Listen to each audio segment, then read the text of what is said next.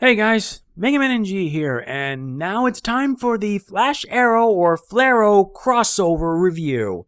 So here's how this is going to go down. First up, I'm going to be reviewing part 1, which is the episode of The Flash, and then tomorrow I will be reviewing part 2, which will detail what happened in Arrow. It's something new, and this is actually surprising because this is the second crossover episode set I've ever seen. The first was in Season 1 of Flash and Season 3 of Arrow. But this one's bigger, and there is a reason for it. So here's how this is going to go down. I'm going to provide my summary on the episode, as well as what I liked and disliked about it. Let's begin. A mysterious individual is going on a rampage, all to find a woman named Kendra, who he has to kill.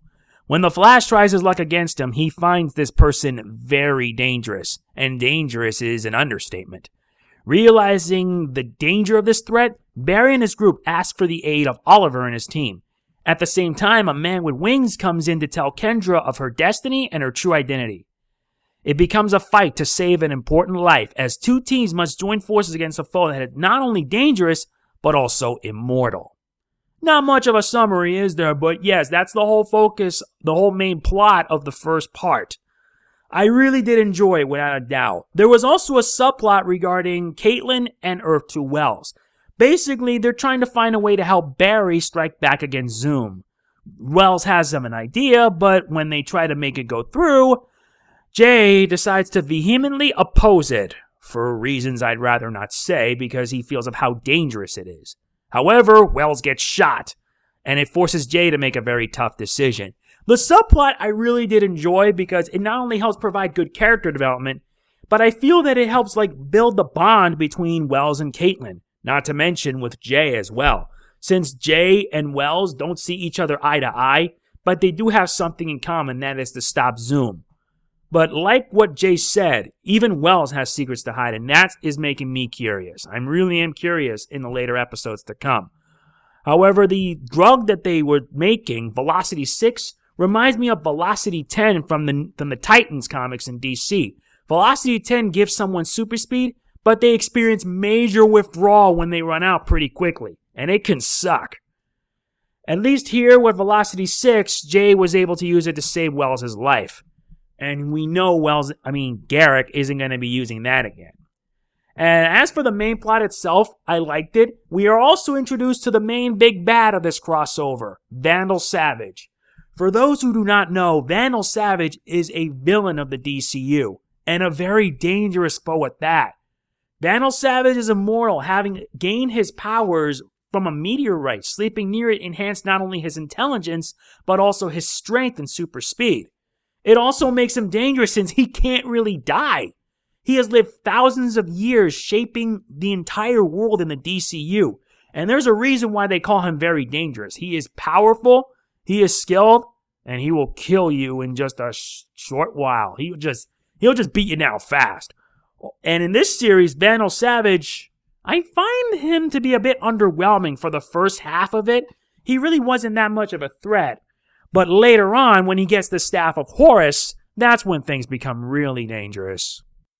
I kid you not, the end fight with Flash and Arrow was just without a doubt insane. It showed off how dangerous Vandal Savage is. Extremely dangerous. And I'm beginning to wonder how this is going to transpire in part 2.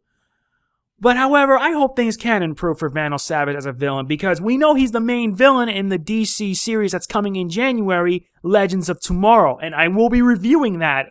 Bear in mind, I will be reviewing Legends of Tomorrow when it comes out, just to keep in mind. But I'm also hoping that they can make him more viable as a threat than how he was in the beginning.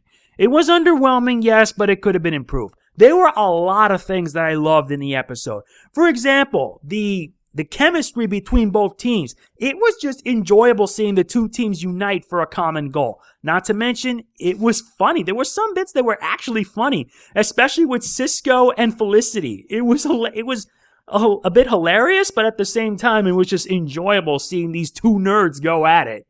Not to mention, Barry and Oliver, they work well as a team. They make a very good team. And with all the allies they have, such as Barry's sister Thea, played by Willa Holland, which I know you guys know as Aqua from Kingdom Hearts Birth by Sleep. You have John Diggle, you also going to have Ray Palmer, and there's also the issue with Hawkman and Hawkgirl. Yes, most of the plot centers on Kendra as she eventually discovers her destiny as Hawkgirl. And yes, Hawkman makes an appearance here, but he goes by a different name. I gotta look up in my notes because, yeah, his name is Kufu, but that's his real name, and that is Hawkman. He's basically a guy with a mace, and he flies about, similar to how he was in the DC Comics. The same for Shara, aka Hawkgirl, but in here they give her a different name. I'm just calling her Kendra for the time being. Not to mention, I also liked Cisco. Cisco stole the show in this episode. He literally stole the show, and I swear to you, this episode just cemented a high amount of development for him. Because yes, we know him as Vi, but I like how he was basically like the voice of reason, the emotion in the entire team. He really does care for Kendra and his teammates. He really does, and you can tell by his emotion, he really does care. And I liked it. The actor who played him did a great job. And I mean it. It was a great job. But all in all, this episode was enjoyable. Despite the fact that there were some flaws here and there, I did enjoy part 1. And I'm going to give this episode a 8 out of 10. It is an 8 out of 10, but I'm going to drop it down to about 7.5. So I'm just going to say it's 8 out of 10. It is good. It does have some flaws. There are some good action, good humor, good character development. And the subplot was pretty good too. And I hope that we may see more of this plot progress through as we move on with the series. So this is part 1. Tomorrow we're going to be focusing on part 2, Legends of Yesterday. And as well as my feelings and my hype for Legends of Tomorrow. I really am hyped for this series, which is going to come out in January. And I want to know, what do you guys think of the episode? Please let me know in the comments what you thought of it. If you have not seen the episode, make sure you watch it and then watch my review. You won't be disappointed because the episode is going to be good. And tonight, there will be the second part of the Flash Arrow crossover, Heroes Join Forces. I really am going to be providing my thoughts on the second part in tomorrow's video. And I hope you guys enjoy. And if you did, please be sure to hit the like button. I beg of you, please hit it. It means a lot to me. And I know I love doing these because this is where I have a lot of fun doing these reviews. I really do have a lot of fun doing these. And I want to continue doing it in the weeks to follow. All right, that's it. Thanks for watching. This is Mega Man NG, signing off. Peace out.